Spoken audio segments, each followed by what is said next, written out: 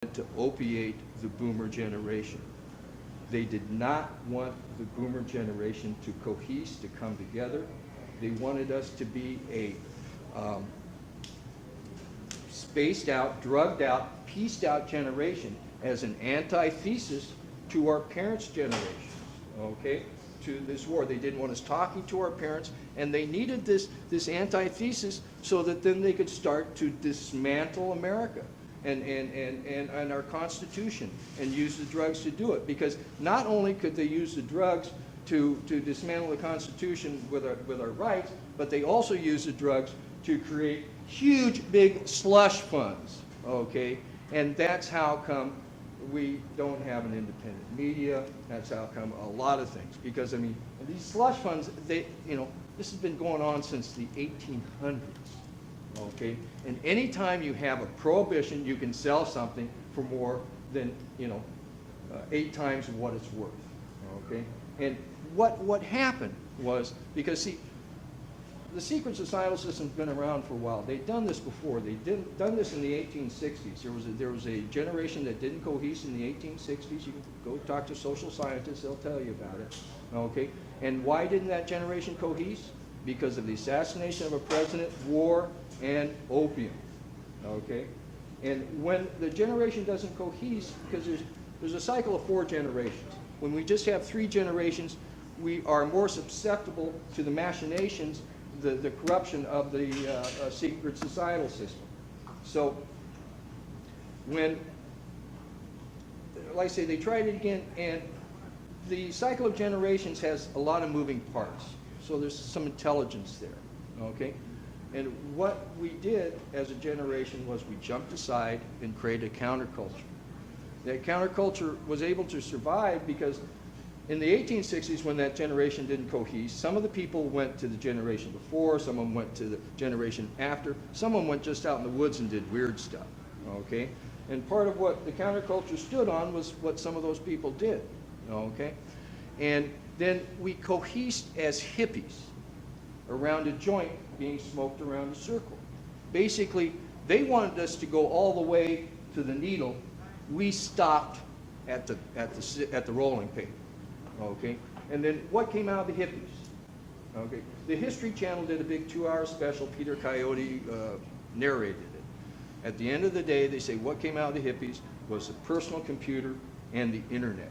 Okay, and those are the tools that we as a society, that all of us are using to fight this corruption, the brotherhood of death, the secret societal system.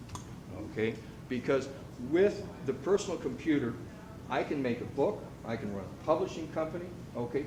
You can make books, you can make movies, you can do all kinds of things, okay? And this creativity, okay, is counterbalancing their sophistry, okay, and far exceeding it. And then the internet allows what we can do on it with a personal computer and tell everybody about it, okay? So that is the reality. Now, one thing I want to do here is I just want to share a bit of a letter from a gentleman that's talking to me about doing a book. We don't know if it's going to happen or not because he signed some papers at one point in time, and if he puts a book out, it's supposed to go for review, okay? And he was a DIA agent. And he talking about, he penetrated the group undercover and elicited data. It's as close to reality as one can get. The most descriptive and accurate version always comes from the ear eyewitness. It was why, when it came down to a requirement for absolute truth, I briefed Vice President Johnson and President Nixon. They wanted the details that would never go in a report that might become public domain. I could tell in their facial expressions, tone of voice, attitude, always I this, I that, if their plans threatened national security or the importation of megatons of hard drugs before the order was given to special operations to terminate the individual, they used all options before giving the order. And the actual structure, there was no dependence on the chain of command that is described as director, deputy director, chain of politicians and bureaucrats. These were black operations that went directly from the president to the chairman of Joint Chiefs of Staff to the covert undercover field operative, usually in the form of a classified presidential finding. And so this stuff does happen, and beyond this official stuff, once it gets out there, okay, and you have the troops doing it, these different troops can be hijacked from lots of different places, okay. But one of my main things I've been trying to do for many years is to get information out there so that we understand where we're at, what we're dealing with, what it is we have to do. And the other thing is we need to get rid of the prohibition. We need to get rid of the cash cow that feeds this corruption. And I'll leave you with one last thing. How the secret societies run the world. It's a Leviathan of 3 levels, and each level has 3 parts. The top level is mining, metal, and money, okay? And they don't really talk about it much because they own it real tight. The next is drugs, guns, and oil, okay? And I mean, Skull and Bones is so tied in that it was started by an opium smuggler in the 1830s. It was a guy from Skull and Bones that had made gasoline for the very first time. The only reason we go to the oil store is because they own it, okay? And then arms, they make the arms. You find them selling arms to both sides in conflicts and stuff like that. And then where this corruption meets the road, okay, is they use these slush funds from the drugs for the media. The first thing is the media. They own the media. Next is movies/music. Okay, I can't tell you how many times people have tried to make movies out of some of our books, and they get stopped every time, and they pull out the big guns. They don't like me publishing books, but they tried to stop me, and I'm a stubborn SOB, and my mama's a nice lady, and there's not that many people that read books, okay? But when it gets into a movie form, everybody watches movies, okay? And they pull out all the stops to try to not have it happen, okay? And then the last level is quote-unquote magic. Their ability to hoodwink us, to make us think something else is going on, and their preponderance on using mass trauma, okay, rituals to scare us into submission, okay? So, again, my name is Chris Milligan. I'm the publisher of Trying Day. We've got a bunch of books out there for sale. We've got them on special. We brought some authors with us. We're going to have some music later on, too. Basically, I've kind of given you an overview. I've got some authors here that kind of do case studies, okay?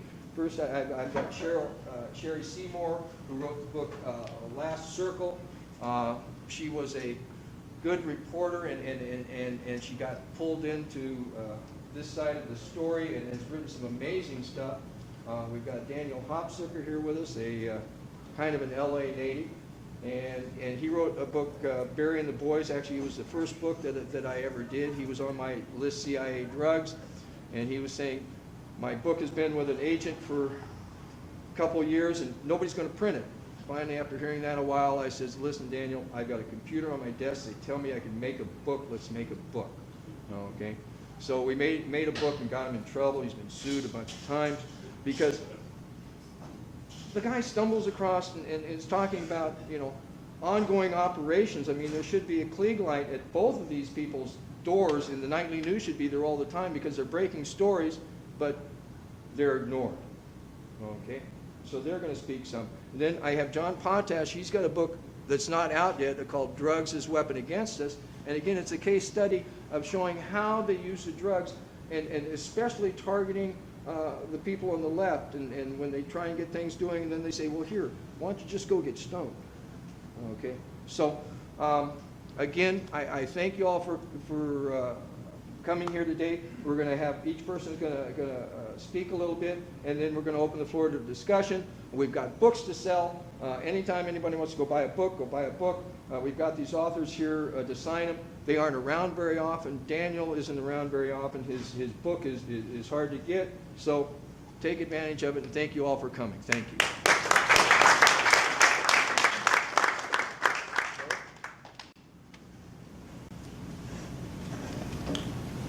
First, I'd like to thank Trying Day Publishing, a citadel of truth. and Chris Milligan with his outstanding staff for bringing The Last Circle into print. Secondly, I'd like to address the reason I felt compelled to publish The Last Circle book. To do that, I'd like to paraphrase Barton Gellman of the Washington Post, who wrote some Pulitzer Prize-winning articles about the subject of NSA data collection and surveillance programs. As a sidebar, Gellman is Edward Snowden's contact with the Post. At one of Gellman's speaking engagements on April 3rd at the American University in Washington, D.C., he reminded us that the preamble to the United States Constitution begins with "we the people," and so it does. He said, "We Americans live in a self-governing democracy. We gave the government authority to govern us with accountability. We have the opportunity to address that accountability between elections," he says. I would like to add that if the government continues to interfere with our ability to communicate on the internet, phones, emails, media, and other forms of free debate, we will cease to be an informed society, and we will cease to intelligently elect our government representatives. In effect, our elections will become worthless. Today, we the people have become more and more transparent, while our government has become more and more opaque. It is therefore our responsibility as writers to keep the readers informed and to make the government transparent again. The Last Circle is a nonfiction chronology of an investigation that spanned on and off for a period of about 18 years. I was 48 when I began the investigation and 67 when I finished the book. The story begins in 1991 in the tiny Sierra hamlet of Mariposa, California, nestled in the foothills of Yosemite National Park, and ends in 2009 at the doorstep of the U.S. Department of Justice. It is a tour de force through the labyrinth of institutionalized crime in the United States during the past 28 years. The catalyst that provided direction and focus for the book converged around the mysterious death of Danny Casolaro, a 44-year-old Washington, D.C. journalist who was found dead in August 1991 in a Martinsburg, Virginia hotel. The psychological effects of his death prompted journalists across the nation to seek answers to what had been contained in Casolaro's files, stolen on the eve of his death. His research had involved stolen software, international spies, drug traffickers, money launderers, and unsolved murders dating back as far as 1981. He called this cabal the octopus because its tentacles reached into every facet of criminal enterprise, including the mafia and the Cali drug cartel. One of the last phone calls Danny made before his death was to Los Angeles FBI agent Thomas Gates and U.S. Attorney Richard Stavin, head of the organized crime strike force in Los Angeles. Danny had information for them about MCA Corporation, that's Music Corporation of America, the owner of Universal Studios here in Los Angeles, amongst other things, which you will read about in The Last Circle. Danny's contacts, Gates and Stavin, had investigated organized crime infiltration of the entertainment industry in Los Angeles in the late 1980s and wiretapped the phone lines of executives at MCA Corporation who were connected to the Gambino crime family in New York, La Cosa Nostra. When the agents overheard on the wiretaps mobsters at MCA say that they were going to call the U.S. Attorney General in Washington, D.C., that was Edwin Meese, and have the FBI investigation shut down, and it was shut down and sealed, they realized they had learned more than they bargained for. Some of the wiretapped calls went directly into the Reagan White House, as well as the Department of Justice.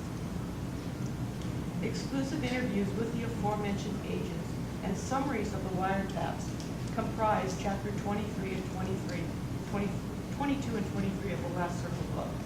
These two former U.S. attorneys, once prestigious career prosecutors, and one very honest FBI agent, exposed power brokers in and out of government that developed a culture of corruption, a malevolent mob mentality that is incapable of reforming itself today. In addition, for the first time in 26 years, except for The Last Circle book, these agents allowed themselves to be interviewed on film for a documentary entitled Wages of Spin, Bring Down That Wall, which is premiering for the first time at the James Bridges Theater, UCLA campus, on Wednesday, this coming Wednesday, April 22, 7:30 p.m. You can pick up the flyer for this documentary at the Tri-Day table. Tickets are still available for the premiere, and if you go to the producer's website, you can pre-order the video. By the way, I'm told that there are several segments of interviews with me generated by the Last Circle book in the documentary also.